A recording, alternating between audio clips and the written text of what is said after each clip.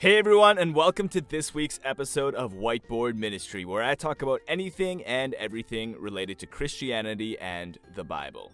Hopefully the title of this video or that intimate intro made it pretty obvious what I'm going to be talking about. Before I get into anything though, I want to say that if you're someone who's had sex outside of marriage, and if you've been hurt by the church or by a Christian because of that fact, I want you to know that you are just as valuable and just as loved as anyone else.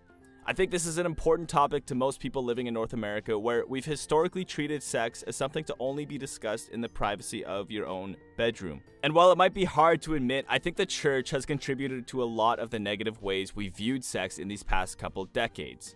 Anyways, the Christians I know today are very comfortable talking about sex. Some of them are a little too comfortable. And on top of that, I think the church as a whole has grown in talking about sex in a healthy way. So I'm actually pretty excited to get into this topic about premarital sex. So let's get into it. In order to properly understand the biblical perspective on this, we need to look at two huge subtopics. First, I want to talk about what a wedding and marriage means to God. Second, I want to talk about how that affects our view of the importance and sacredness of sex. So let's talk about weddings. The Bible doesn't give us a whole lot of instructions about the details of what a wedding should look like. There's no screenshot of God's rustic wedding Pinterest page that we can go to pick out biblical color schemes or holy centerpieces. That being said, God is huge on marriages, which makes sense because the Bible often talks about God's relationship with the church, that is, anyone who follows him, being just like a marriage. Now this is pretty cool because we can actually study God's relationship with us if we want to figure out how we're supposed to go about our own relationships. So let's start with how God begins his relationships. It's super romantic. He seems to like to start things off with a covenant. Now maybe that's not your idea of romance, but it really is a beautiful thing. So let's break it down. A covenant is basically an agreement between two parties. Now you might be thinking that this is just like a contract, but here's the main difference. A contract is usually something that gets fulfilled. You can finish a contract with your phone company and move on to a new phone with a different provider. Now a covenant is more of a perpetual promise. Contracts can be opted out of, while covenants are more about having the strength to keep them going even when you mess up. Way back when, God made a covenant with a guy named Abraham, and they both made promises to each other. Abraham obeyed God, and God would make Abraham the father of many nations. And that's basically how Israel happened. Today, there's new believers who continue to make covenants with God. If you're a Christian, or if you grew up in a church, you might have heard something like this before. Jesus, I admit I'm a sinner. I believe you died on the cross for me. I commit my life to you. That's the human side of the covenant. We promise to follow Jesus, and in turn, Jesus promises to spend eternal life with us. Anyways, my point is, just like God used a covenant to define his relationship with the church, we should use a covenant to define our marriages. The good news is that we already do this. You've probably seen it happen, in fact, if you've ever been to a wedding. Two people stand in front of a bunch of witnesses, we call them guests, and they vow to keep certain commitments. They both say, I do.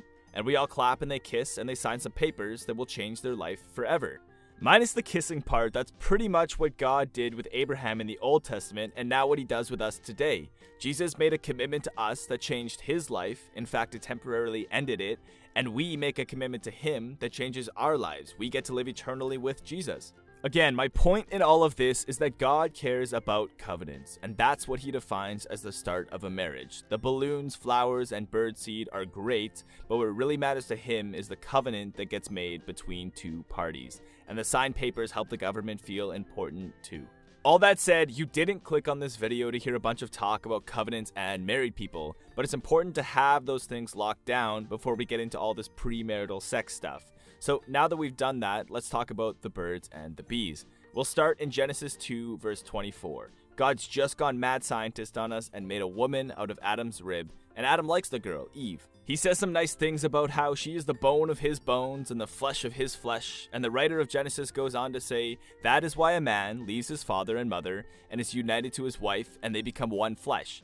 Basically, getting married means you are one flesh. You're that together. You're so together that your bodies are metaphorically linked. You are literally the closest you'll ever be to any other human being, and this is why I think sex should be left to the bounds of marriage. Whether you admit it or not, sex is an intimate experience that affects us. There's a reason that people wait until the third date. There's a reason some are scared to talk about past sexual experiences with their new boyfriend or girlfriend. Having sex means something to humans, and I think that if we're going to let someone have that sort of impact on our lives, we should have some sort of certainty that they're going to stick around. Sex isn't left to marriage because married people are better and deserve it. Sex is left to marriage because it's an experience that should start with a promise, a covenant.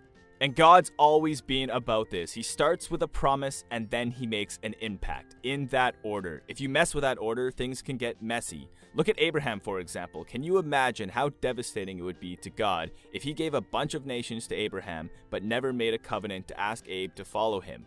Abraham could have just taken the nations for free and then ditched God. He didn't make a promise.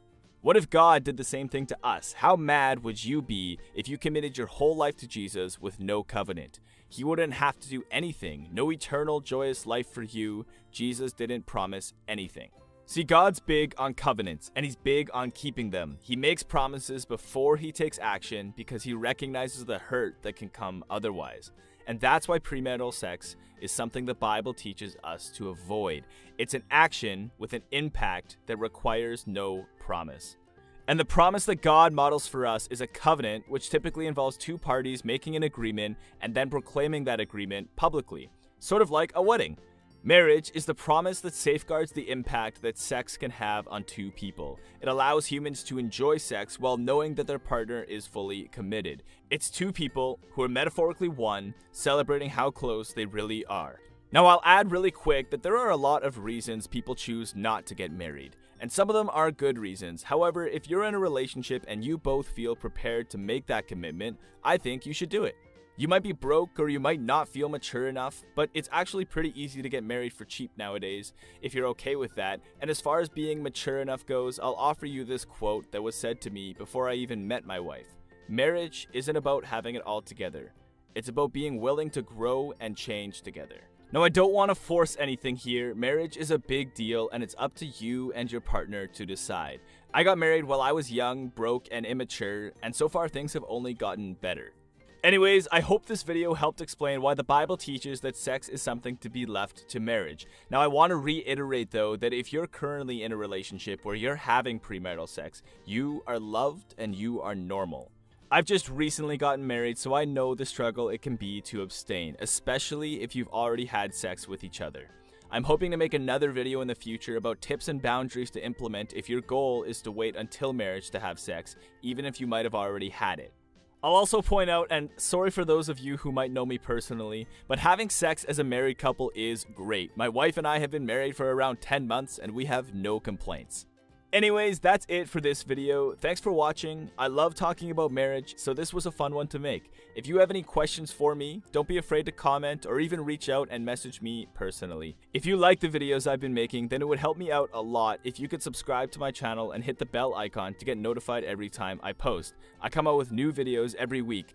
For now, I'll say thanks for watching, and I'll see you next week with another topic related to Christianity and the Bible.